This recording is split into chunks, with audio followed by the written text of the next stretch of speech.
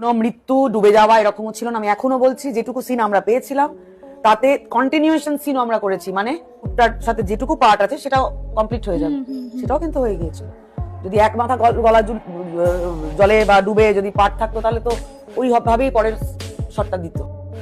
সেদিন জলে নেমে শুটিং করার কোনো দৃশ্য ছিল না। রাহুলকে মেরে ফেলতেই তড়িঘড়ি করে জলে নামিয়ে দেয়া হয়। পূর্ব পরিকল্পিতভাবেই রাহুলকে মেরে ফেলা হয়েছে। এবার ভোলে বাবা পার করেগা সিরিয়ালের আরেক অভিনেত্রী রাজন্না বোমা ফাটিয়েছেন। অভিনেতা রাহুল বন্দ্যোপাধ্যায়ের আকস্মিক মৃত্যু নিয়ে রহস্য ক্রমশ ঘনীভূত হচ্ছে। ভোলে বাবা পার করেগা সিরিয়ালের শুটিং সেটে ঘটে যাওয়া এই মর্মান্তিক ঘটনা এখন টলিউডের টক অব দ্য টাউন।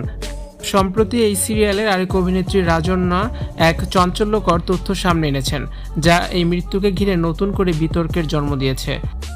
রাজন্নার দাবি অনুযায়ী ওই দিনের শুটিংয়ের স্ক্রিপ্টে রাহুলের পানিতে নেমে শট দেওয়ার কোনো দৃশ্যই ছিল না। তিনি জানান, শুটিংয়ের পরিকল্পনা অনুযায়ী রাহুল এবং অন্যান্যদের নিরাপদে সেট থেকে ছেড়ে দেওয়ার কথা ছিল, কিন্তু হঠাৎ করেই কেন রাহুলকে গভীর পানিতে নামানো হলো তা নিয়ে প্রশ্ন তুলেছেন তিনি। রাজন্না জানান, যেটুকু দৃশ্য আমরা পেয়েছিলাম তাতে কোনো মৃত্যুর বা ডুবে যাওয়ার দৃশ্য ছিল না। এমনকি আমাদের কন্টিনিউশন শটও শেষ হয়ে গিয়েছিল। এরপর কেন এমন ঝুঁকি নেওয়া হলো তা বোধগম্য নয়। তার এই মন্তব্য পরিচালকের দিকে আঙ্গুল তুলছে। সোশ্যাল মিডিয়ায় অনেকেরই অভিযোগ, এটি স্রেফ দুর্ঘটনা নয়, বরং এর পেছনে কোনো পরিকল্পিত চক্রান্ত রয়েছে।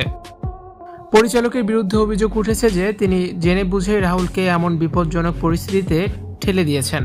যদিও এই বিষয়ে এখন পর্যন্ত নির্মাতাদের পক্ষ থেকে কোনো আনুষ্ঠানিক বক্তব্যই পাওয়া যায়নি।